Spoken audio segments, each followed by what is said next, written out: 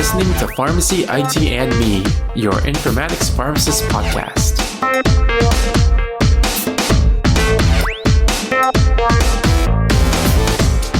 Hey everyone, this is Tony Dow with another episode of the Pharmacy, IT, and Me podcast. Today, my special guest, Dr. Elizabeth Ojo, is going to be on the podcast sharing about her journey into pharmacy technology space and also about what she's doing right now with helping people move from Medtotech. So thanks for being on the show, Elizabeth. How are you doing? Absolutely. Thanks so much for having me, Tony. I'm doing great. It's really a pleasure to be a guest here. Just trying to make it through this summer in one piece. Yes. We are recording before summer of 2023 right now. When the listeners hear this episode, it may be a little bit later. But, just for you guys know, we are recording before summer and there's been a lot of busy work for all of us right now. So Yes. yeah. So before the listeners kind of get to know more about what you're doing now, can you share a little bit more about, your early career path and how you kind of found that pharmacy technology space?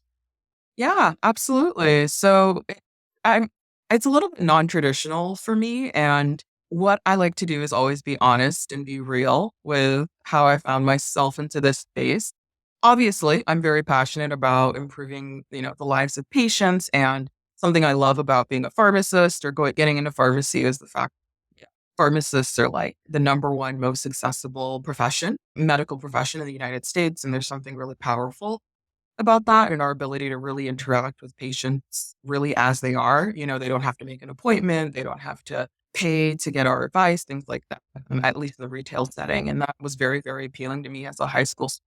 But the majority of it, which is actually funny now I think about it, is, and I think a lot of people relate, my very, very strict Nigerian parents who actually wanted me to go to med school and thought that I wanted to go to med school. And I was about 2 years from going to college. And we had a very frank discussion about how I didn't want to go to med school and spend up to 20 years of my life doing more schooling. So in another life, I actually wanted to do computer science, but we kind of compromised on pharmacy school. I went to school here at the University of Georgia and they had an accelerated program. So I was in and out in 6 years. And I'm actually really, really happy that I was able to do this. Like I said, there's a lot of pride that I hold in being a pharmacist and being a clinician and having that expertise. And I really wouldn't have it any other way. I'm really, really proud of the work that I'm able to do so far. Awesome. It's really funny you were talking about the parents' pressure of going into yeah. So it's funny because for my parents, they actually pressured me into pharmacy. So and I also wanted to do computer science. Yeah. Yeah. But I still ended up doing pharmacy school because actually there was this whole thing for me. I was it was music versus pharmacy versus computer science. And computer science, this is gonna age me, but computer science at the time was not as big because, Facebook was barely starting at that time. Right. So it was more like I was convinced to go to pharmacy because computer science wouldn't be a stable career at the time. No one knew, right? Yeah. No, I think our parents should meet because they were like, in their head, they were like, well, if you're going to do computer stuff, you should become an engineer. I was like, no, but, I really wanted to do computer science, or actually I was briefly thinking about information technology. But, in their heads, everyone has to be a doctor, lawyer, or engineer, or it's not a quote unquote real job, right? That's exactly the same. Yeah. Yeah, my parents think that way too. Doctor, lawyer, and and engineer. Engineer. So, but yeah, I mean, once getting into pharmacy school, for me, I was able to find that whole technology space. I wonder, for you, how did that come about? Did you find out during your time in school, or was it after? How'd that come about for you? Yeah. Actually, my very first exposure to the potential for pharmacists to be in this tech space was actually in my final year of school, right? So I think a lot of pharmacy students would relate to this is the fact that going through school, the only thing that we hear about is either retail or working as a clinical pharmacist inside of a hospital setting. And maybe you hear a little bit about industry or the pharmaceutical industry. So it was the second half of my final year of pharmacy school. One of the hospitals I was doing one of my last clinical rotations at, they were actually switching their EHRs from Cerner to Epic. And it was through that rotation that I first heard of the term, informatic pharmacist or, a clinical application coordinator. And that person happened to be a pharmacist, a hospital pharmacist who had been given the responsibilities of overseeing the pharmacy or medication work for that specific hospital as they were transitioning to Epic. So that kind of was the first time it really entered my mind that, oh, there are PharmDs out there whose work includes more than, verifying orders and fulfilling medications and prescriptions and things like that. So, when you found that out, did you kind of seek out like other types of roles too that were in like adjacent to that, like industry or, from the managed care side? No, so finally in pharmacy school, what's funny is I came across that and then it kind of just left my mind for months because at the time I was convinced, like 100% convinced that I was going to go into pharma, go into industry. So at that time, I was like, oh, that's kind of interesting. And then I completely forgot about it. And here's where the turning point started to happen because what ended up happening is I didn't get a fellowship, I didn't get an offer. And I had to sort of sharpen my focus into, okay, well, now I just need to get a job post graduation. And I started working as a staff pharmacist, as a floater actually at CBS. So it wasn't until I finished my boards and started working as a retail pharmacist that I realized, okay, I've got to get out of here. I'm licensed. I need to do something else. And that's when, every single second of every minute of every day that I had that wasn't inside of the pharmacy, I was on LinkedIn and all of these different job boards, just trying to find any non-traditional opportunity. And it just so happened that I found a clinical project manager role at Epic, one of the major EMRs. I just stumbled across it and I put in an application. And next thing I know, the rest is history. I've had this question come up before of people asking me how I found it or how I got this first role. And I really think it was just kind of a right place, right time. I had been primed by learning about EMRs through my clinical rotation where they were switching over. But I somehow the LinkedIn algorithm just pushed that job to me. And the rest is history. Like ever since I took that position, I've now been open to this whole world of clinical informatics outside of the hospital. And, that's sort of been like the catalyst to this whole new world that I'm now part of. That's really cool. It's so interesting how you just applied and with your experience, working at that transition in your internship. Like, I, how did that happen? Like, I guess like, Mhm. did they share with you like what made them choose you to work for Epic? No, that's a great question. So I am pretty privileged in the fact that I do interview well. But the main thing that makes Epic just a little bit unique is that they tend to hire new grads, not necessarily clinicians, but they're used to sort of dealing with or having to manage the hiring process for new grads. And in addition to that, they also have a number, not a large number, but they also have a number of pharmacists on staff in the clinical project manager role. And I think what was a little bit different about this role is that they weren't necessarily hiring someone. Like, if you look at the requirements for the job, you don't have to have a technical background.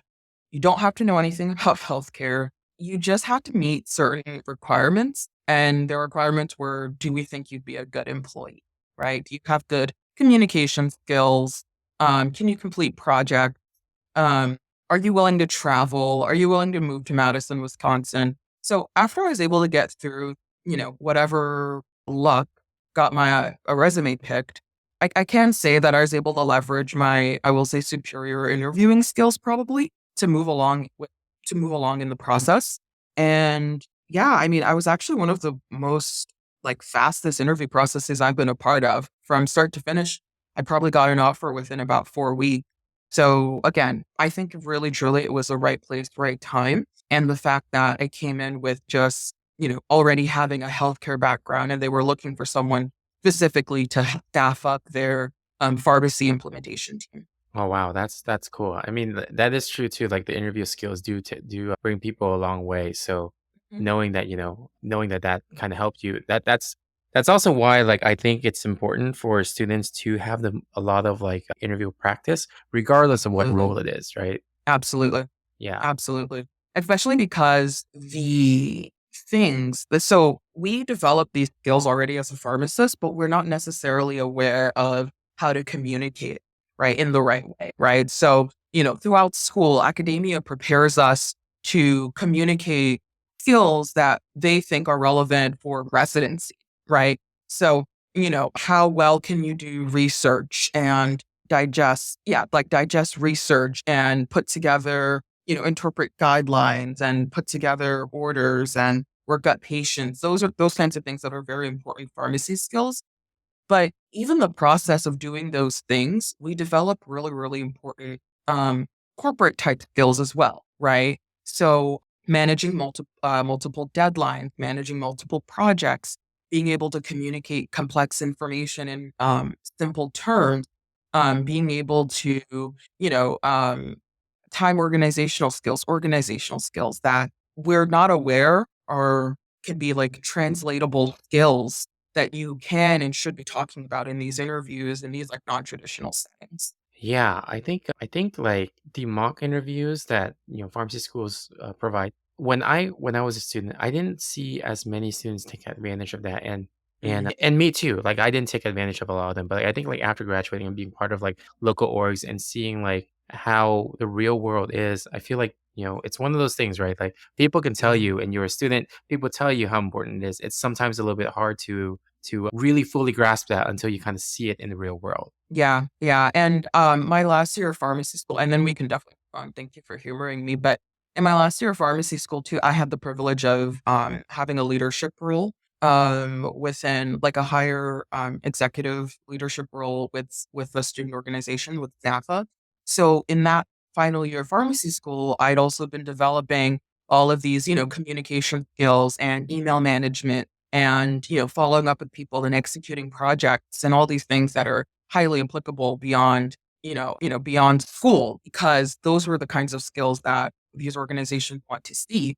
So, to any students listening now, it is so, so important to go after these sort of leadership roles, not just because they look good on your resume, they do, but also because you start to really develop these skills outside of the context of academia, right? So, when you're on, an executive team for a student organization or just a leadership position, you have to be accountable to yourself and to whoever your chapter president is, or maybe the national president. You have to be accountable to executing projects, to following up with members, to thinking of initiative ideas, to going to events, maybe managing a budget, all of these things that are super, super, super, super important that you can brag about and talk about in interviews. Yeah, yeah, definitely. And just switching gears back to your role at Epic. I know there's things that you can't say specifically, but as Mhm. what you did there, like I guess what are the some of the coming into it as a brand new person to Epic to an EMR Yeah. system, right? Like Yeah. what are the things that kind of open your eyes to like what's occurring in the back end, how important it is to have a pharmacist in that role? Great question. So, my role as a clinical project manager was to go out to customer sites, usually hospitals, who have purchased the Epic software and need to customize and configure it and make sure it has all of their specific details in the system before they actually turn it on for the first time. So, when we think of a typical inpatient pharmacy, right, there are 1,000 different things going on all at once. And some way, somehow, all of those details need to make it into the software so that when pharmacists are using it, it makes sense. Think about gathering all of the medication lists and the hospital formulary in a typical inpatient pharmacy. Think about all of those NDCs, having to gather all of those. Think about configuring the drug or drug allergy interactions when when you're reconciling a patient's medical history. Think about how you handle aminoglycoside dosing. All of these different considerations are a little bit different at each hospital, each organization, and all of those little details need to be put into the system. So imagine my surprise when I got to Epic and all of my colleagues, all but a few, did not have any healthcare experience. So Epic is a company that has about 10,000 employees, maybe a little bit more at this point. And there were only a handful of us that were pharmacists, maybe five or six at the top of the range, most. And then maybe about a dozen or so nurses and MDs. So in a company of 10,000 people, there were at most 20 clinicians. That really blew my mind because the whole crux of my job was going out to these hospital sites and having really in-depth discussions with the pharmacy director and the pharmacy manager and the ordering technician about everything to do with all of their medications and how they handled hospital protocols and prescribing guidelines and how to put that into the system. So without a doubt, I had an edge over my coworkers from day one. I mean, I didn't have to spend 6, 7, 8 months learning about how healthcare worked, about how a hospital worked, about the importance of, gathering a doing med recs for a patient and making sure that that workflow worked. I mean, I was easily able to excel above, my colleagues for those first couple of months because all I had to do was learn about the software and the settings.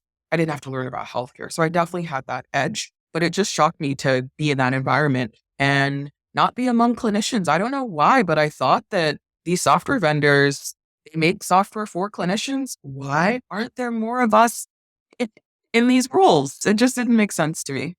Yeah, and I think it's the same way at Cerner when I was because Mm, we use Cerner and I'm in contact with a lot of the Cerner our Cerner contacts, I guess, our counterparts mm-hmm, there. And it's mm-hmm, it's similar. A lot of the I guess they're called delivery consultants, which are the ones that work on that specific solution, like mm-hmm. pharmacy solution or something with us. Like they're not pharmacists. They're actually, Right. pharmacy technicians or maybe not even pharmacy technicians. But actually it's funny. I think a couple years ago, one of the people we work with is a pharmacy technician license. That's what they had. But that was like Mm-hmm. an internal program at Cerner where they received Oh, it. interesting. Yeah. So then it was a little bit interesting to hear that because it was like, okay, well, they don't have, the practice experience. Mm, It's more like book experience. yeah. And, not to say it's bad, but it's definitely not ideal. Yeah, especially because a good portion of my role was not just like doing the information gathering, but a really significant portion of it was also completing trainings, right? And putting together the training material for the pharmacists and the technicians and, maybe some nurses, depending on what we're training them on. So there's a whole level, like there's a whole nother level of credibility that you bring to the table when they see that, oh yeah, we're being trained by our own, rather than some random, 20-year-old new grad with a bachelor's degree and, whatever. At least it's another pharmacist who's training. Yeah. Yeah, and it's interesting because then, that is the case too until like we actually request training from the vendor, then they do send someone out that is more likely, someone that is healthcare trained too.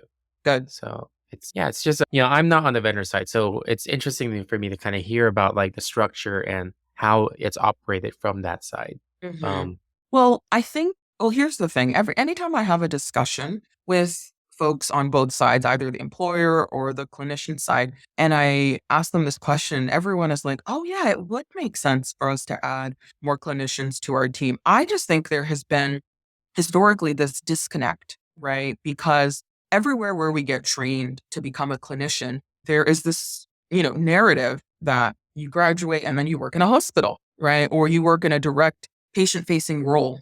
So there hasn't necessarily been a huge demand from clinicians to join these tech teams, right? To be in this health tech industry. And that's, part of what I'm wanting to change, right? Every single one of us, right, has at one point or another been extremely frustrated by how our clinical systems work. There's just something about it that's like, man, this really doesn't make sense. Well, guess what? We can have a voice and we can be part of the process or have a say at the point at which the software gets made by joining these teams and maybe getting to even be part of the conversations with these developers as they're creating the software for us to use. Yeah, it's yeah, like again, it's so interesting to hear the rationale. I mean, we're not really knowing what the rationale is, but like hearing how it's structured and some of the things that it may be structured differently if the leadership included more clinicians, right? When there's more like say on Mhm. like how that can be done more efficiently and effectively with the right people. And I don't really know because like I think Epic is led by clinicians, right? Not founded by clinicians, no.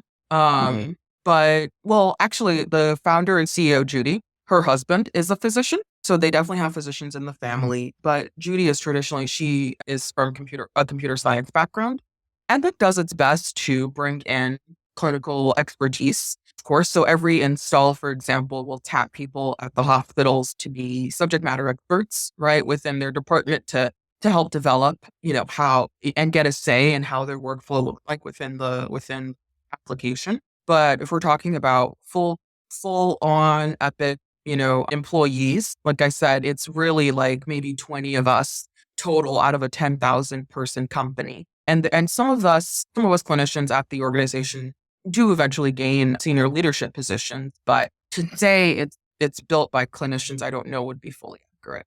I see. I see. Mhm. Okay. Okay. So we've been talking a lot about Epic, but we should probably move on to something else. I do want to like talk about your two other roles before we kind of talk about your Medtotech Pivot Sure. website. Yeah. So you also moved over to Bright MD at some point, and Bright MD, Mhm, from my understanding, is a type of virtual care system or solution. mhm. So I guess like what was your role in working at Bright MD? Like how does your experience as a pharmacist or how does your experience at, a vendor like Epic kind of play into like how you were working at Bright MD? Absolutely, absolutely. So I worked at BrightMD. You're correct. It's a telehealth. It's an asynchronous telehealth solution, and I work there as a clinical product specialist. Is the title they gave me. Alternative names could also be solutions architect or sales consultant. So what I would do is get pulled into calls with prospective customers, so a lot of sales calls for times that they had a lot of questions about how the product worked.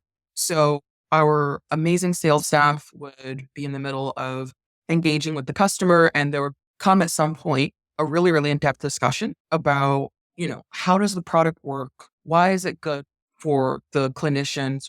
What are its benefits? And more importantly, how does it interact with our EHR of choice, Epic, Cerner, Meditech, those kinds of systems? So I would get pulled into these conversations and I would get to do demos of the product. I would answer highly technical questions from hospital leadership about the product, about how it interacts with Epic, about how it interacts with Cerner, what it could do, maybe some of its limitations. And then I would just do my best to answer those questions and take any feedback that they were giving me back to the development team to confirm, so that the development team knew what prospective customers were asking for as features for the product. Now, I really, really enjoyed this work because, I'd been at Epic for about 3 years. And if you know anything about an Epic install, it takes anywhere from 1 to 2 years long. So you are, in the trenches. There are lots of high highs, but also a lot of low lows with, the same group of people for sometimes years, completing this project and really, really trying to get to the finish line. And in my role at Bright MD, what I loved was I would get to have really, really intense, amazing conversations with customers. And then I never had to talk with them again. I would kind of have this conversation with them and then send them on their merry way and, have my colleague continue to lead them through the sales process. But there wasn't sort of like that emotional burden that came with having to sort of wrestle with a really, really long term project for a really long amount of time. So I really, really appreciated that and highly recommend. Oh, it's kind of like it reminds me of some of the folks that they really like consulting on the EHR Mm, implementation. Because then they, or maybe a small project. Because then once they're there, this is what I've been hearing is that as a consultant working on the EHR project or working on a small implementation, your job is provide your experience and recommendations and do some of the work. And then once you leave, it's kind of like all on them, and you kind of just mhm, continue to your next thing. mhm. And then it kind of removes a lot of the politics that are sometimes involved. So Right, yeah, right. some of the consultants I know like really enjoy that part because it removes everything that that feels like an unnecessary burden, and it Mhm. just focuses on what you know to do, like what you're trained to Exactly. do. You come Yeah. in as a specific expert with a specific point of view. People, you have a lot of credibility within that scope, and there is some joy in the scope being pretty narrow, right, into what you're here to do, because it does free you from some responsibility, right? It does free you your, it's just less stressful overall, and I would highly recommend it. And yeah, I really, really enjoyed that work. And working at Bright MD as well was also my first foray into working at a startup, actually. So, Epic, 40-year-old company, 10,000 people. Bright MD, by contrast, under 100 folks and just shy of a decade old. And I really, really loved working there. It really had the startup vibes, an amazing culture, amazing work benefit, similar to tech benefits that you would expect, competitive salary, unlimited PTO, those kinds of things, but just an amazing group of people. And it was just really, really exciting to be part of that culture. And in fact, my next role that I've moved into is also at a startup. And I'm starting to realize I really like working at startup tech companies. And I don't know like that I could go back to these sort of like huge organizations that are basically their own government, to themselves. Oh yeah, yeah. I think so. Yeah, your next role was actually a product marketing manager at Redox. So I've heard of Redox because I know like our organization was like the IT side was going Mhm. to possibly discuss with Redox about something. So I'm aware of it, as a company. But what exactly is it? And I guess what is your role there? Great question. I love when someone's already heard of Redox because it is a little nebulous sometimes to have to sort of explain it, but it's what I do for a living. So, Redox sits in the space as an interoperability platform, meaning that we help different clinical systems exchange data and make sure that they can talk to each other. So, it comes as no surprise that Epic and, for example, Epic and let's say another EHR starter have completely different, they're sort of built up from the ground up quite differently. They have different language standards that they leverage, they store data in different ways, and they communicate differently. Think, for example, of the differences between Apple and Samsung, let's say. So, but the issue is patients don't necessarily stay or receive care all at the same place, right? So patients frequently will have to go to different facilities that maybe one uses Epic and maybe one uses Cerner and maybe another one uses even a third EMR.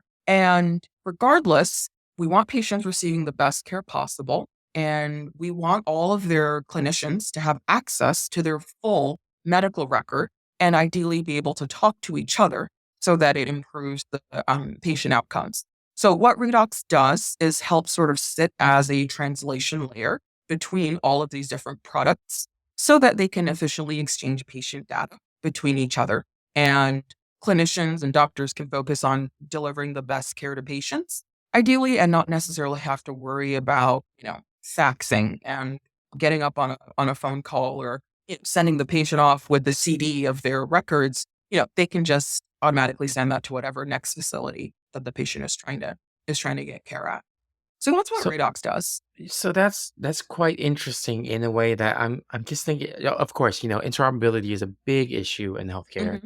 and Redox sits in between to be that kind of like engine for that. But how does Redox? And again, I don't know if you could share this, but how does Redox make it happen in terms of like getting those partnerships with all those different systems out there to make sure what you're injecting into Mhm. Redox, is exporting out correctly and matching up with like some other system out there, from one to Yeah. the next. Yeah, absolutely. Well, that's our secret sauce, right? So Redux is just shy of being 10 years old, and that is our core product called Nexus. It is the engine that sort of powers it all, right? So even though the epics and starters aren't exactly created the same, there are still sort of standard languages that we expect healthcare data to be sent and retrieved in certain ways. Now, what's interesting is that the main customers that we serve aren't necessarily EHRs trying to talk to other EHRs. It's actually usually software vendors that are trying to talk to the EHRs. So the organization that I left, for example, BrightMD, an asynchronous telehealth platform, where a provider has just delivered care on the telehealth platform may need to get information back into Epic about the patient. Let's say they've just prescribed a new medication. Well, they want to update that the patient's medical record in Epic. So Redox would come in and assist BrightMD in setting up those connections or those pipes about how to send the updated medication record, right, back into Epic so that it matches. And of course, we would also go through an implementation period, right? So Redox implementations are not nearly as long as Epic implementations. They're usually they're usually just about a few months.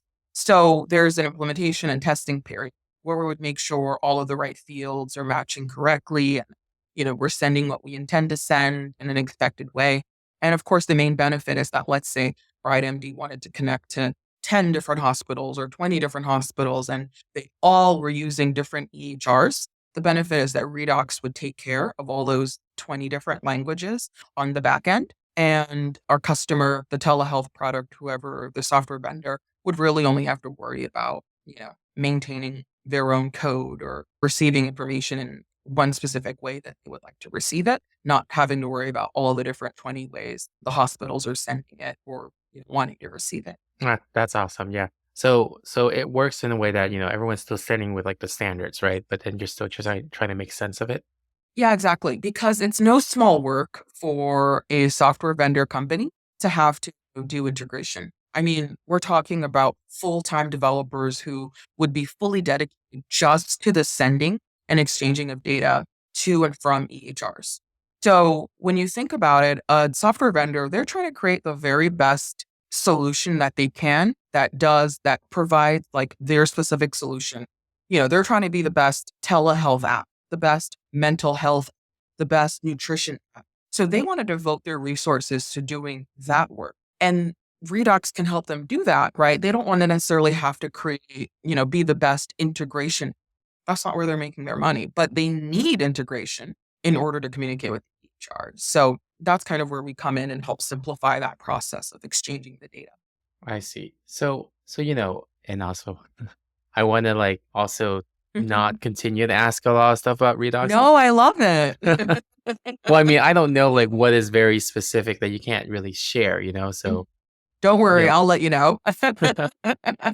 Yeah. So I mean, just kind of pulling back a little bit of like, working at Redox, product marketing manager, working at probably the clinical product specialist, those kind of roles, all these roles that you're doing, they're very like non-traditional, not big, exactly what someone would think a pharmacist would do, and they're like tech roles. And I'm trying to pivot into like your next thing, which is like, I just said pivot into, but no pun intended, your Medtotech Pivot website that you launched. Yeah. And I guess like, can you describe first of all what it is, and then talk about why you wanted this to be available for people?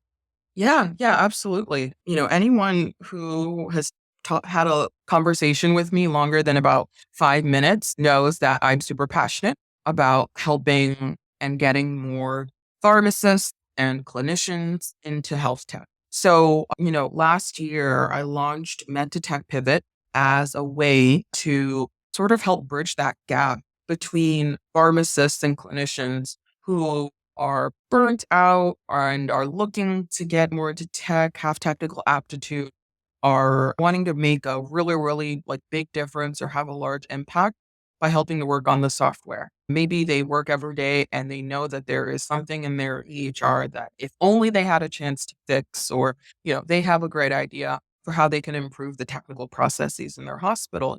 Clinical informatics or health tech is a very, very valid way to do that. So I launched Medtotech Pivot last year as a way to just light up the clinical market and let, really, really smart candidates and really, really smart clinicians, pharmacists, nurses, laboratory scientists, physical therapists, physician's assistants know that we as clinicians are welcome and sought after within these health tech spaces. And not only that, but we're actually in a lot of cases well qualified for these roles, and that we shouldn't be intimidated by the fact that it's in tech.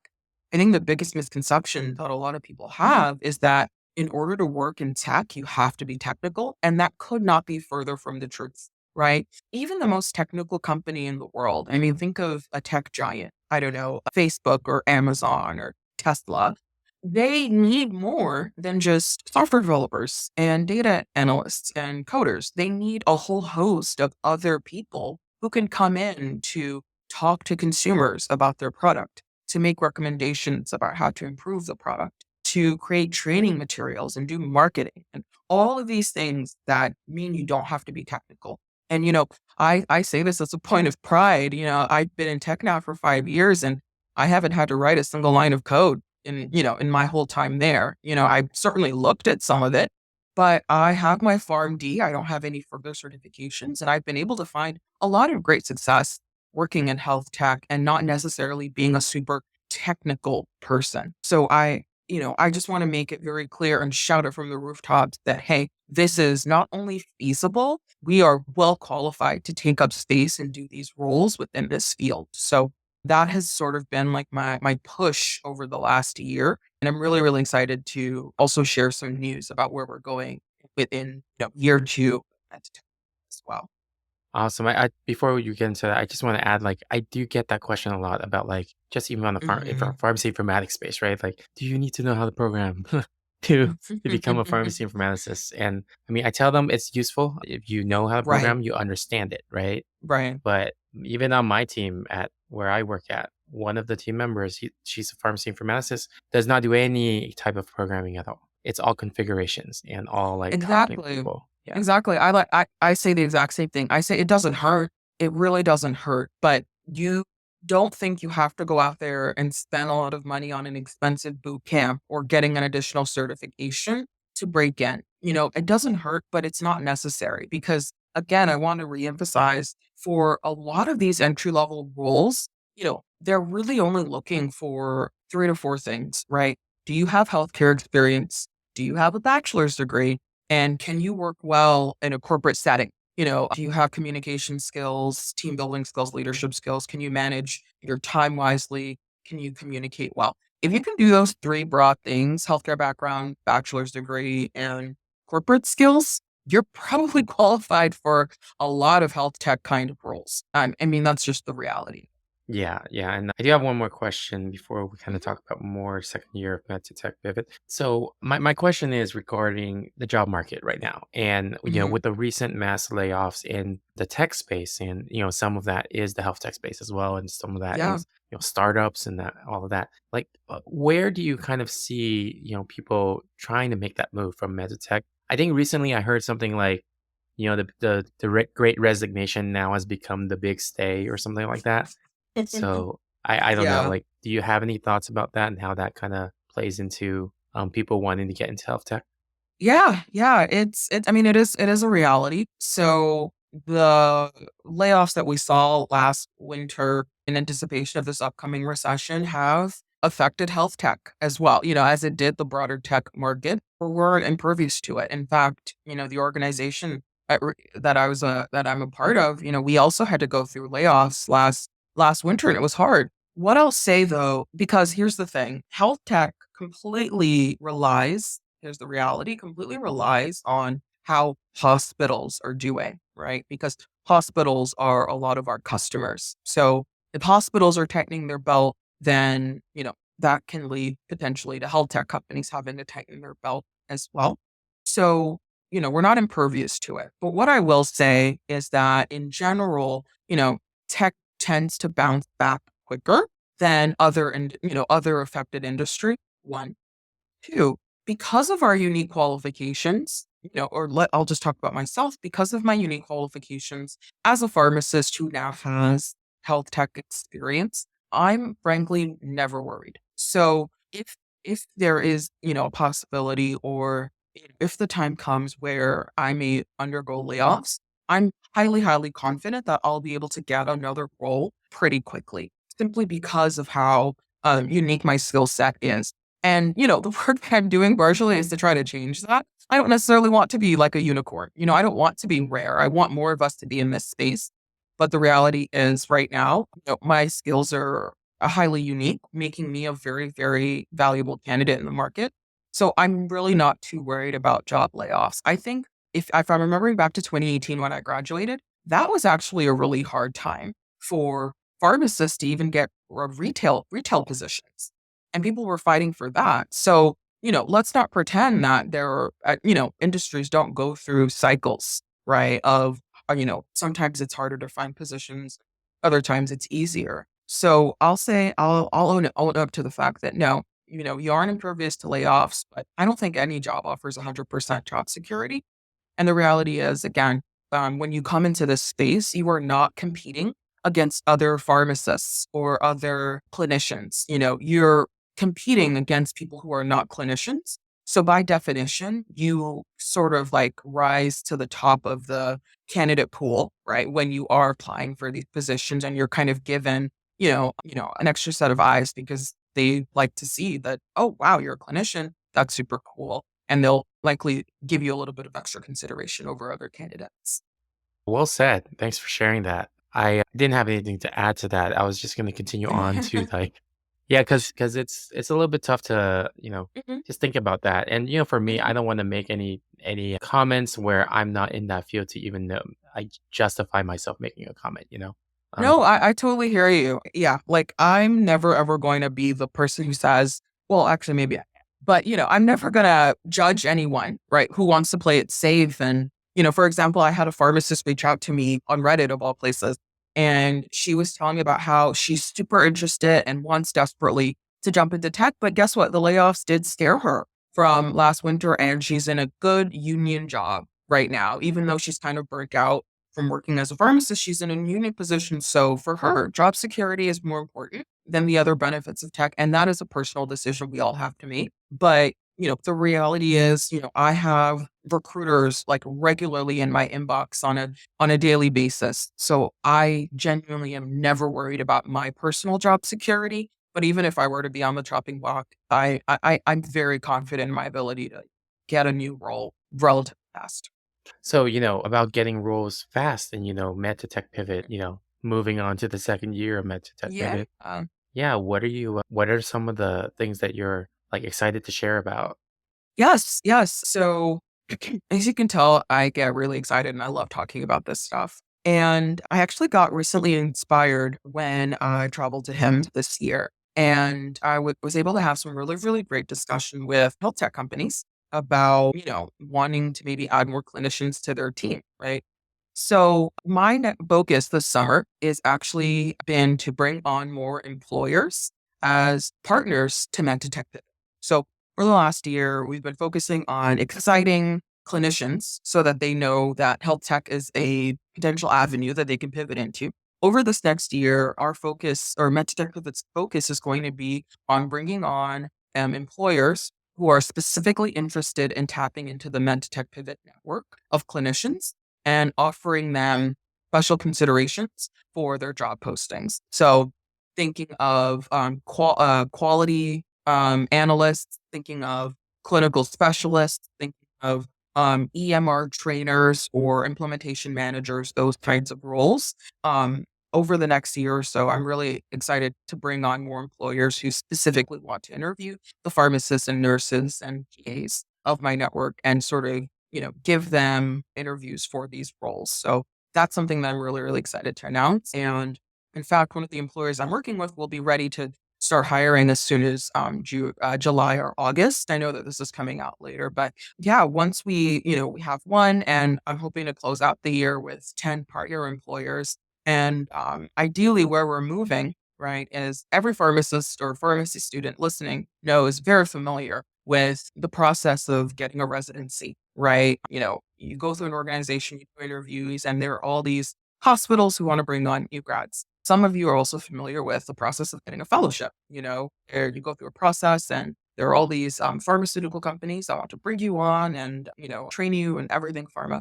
And the vision for Medtech Pivot would be, ideally we have these partner employers who want to, provide a really, really steady funnel for new pharmacists to be able to have these entry level roles in tech as well. So that's kind of like year three, but year two right now, yeah, we're bringing on partner employers who want to specifically interview the clinicians in my network and offer them these roles that I previously talked about. Thanks for sharing that. That sounds really cool that you're able to like get these partners up.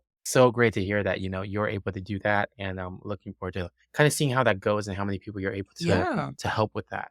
Um, Yeah, absolutely. So, right now, a lot of what I'm doing is just getting the word out, and always expanding the network with quality candidates. Folks can submit their resume. It's not an in-depth application, right? It's literally just submit your resume and you're part of the network. And what these employers are doing is paying for my expertise. So they'll come and have specific job requirements, and then they look to me for recommendations of who to potentially interview for those roles. So, this is always completely free for job seekers. It's really about employers gaining special access to you or to my network. So it's just something that I think is just highly needed and not something that we see in the market today. And, I just think there's no reason that this can't exist, a dedicated place for clinicians and tech companies to connect. Awesome, awesome. So, if the people who are listening to this podcast want to be part of that and want to learn more, like how do they do that? Yeah, I have my website, medtotechpivot.com, and there is a job seekers section right on the homepage, and folks can just submit their application right then and there. I also always offer just standard 30-minute time that people can put right on my calendar if they just want to have a chat or just talk. That will always be available as well. So just medtotechpivot.com, and they should be able to find that right on the menu. Awesome. So I'll be sharing that into our show notes. So for anyone who's interested, but to be respectful of your time, I'd like to thank you again so much for sharing all this information, sharing about your journey, and then just sharing those other ways of getting from med to tech. And thank you so much for being on the podcast. Thank you so much, Tony. This has been such a great time talking with you. Thank you so much, Tony. Have a good one.